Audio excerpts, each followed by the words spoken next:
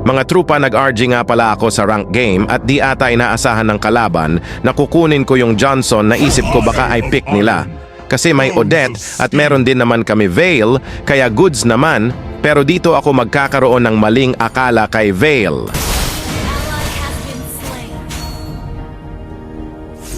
My spanner is handy for faster hits and busted heads. I'm ready for another lap.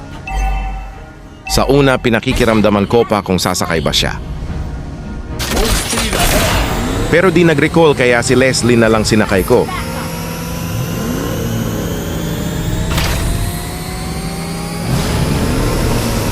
My hood is Kaya dito na takedown natin si San Mokong. Dito umikot pa ako sa base para lang makasakay si Vale, pero wala talaga naiwan ata sa kung saan utak niya. Pero maiba tayo bukod kay Vale at Odette. Sino pa sa tingin nyo ang magandang iduo kay JS? Yung kapag ginamit nyo win streak talaga, comment mo naman trupa. At dito nakakabawi na nga kami sa mid-game.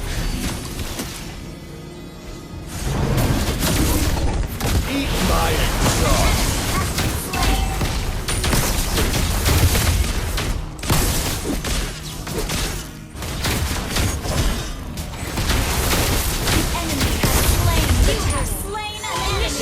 I'll crush you to pieces. You're gonna need new shock. Request backup.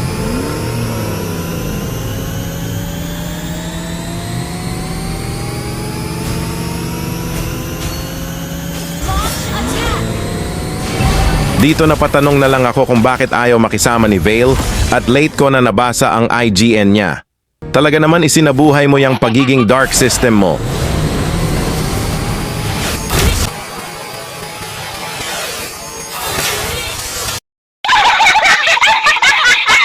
Initiate retreat. Dito pinilit na tapusin ng kalaban. Pero madali lang namin ito madedef at doon na namin nakuha ang momentum ng laro. Kaya kami naman ang bumawi.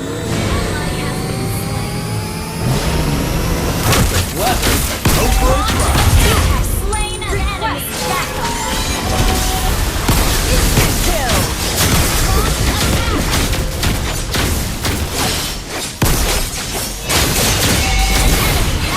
Launch attack.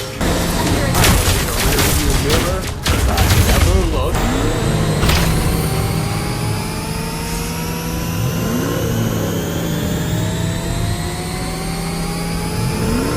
Request backup. Kill. Killing spree. At kung umabot ka sa part ng video na ito, maraming salamat.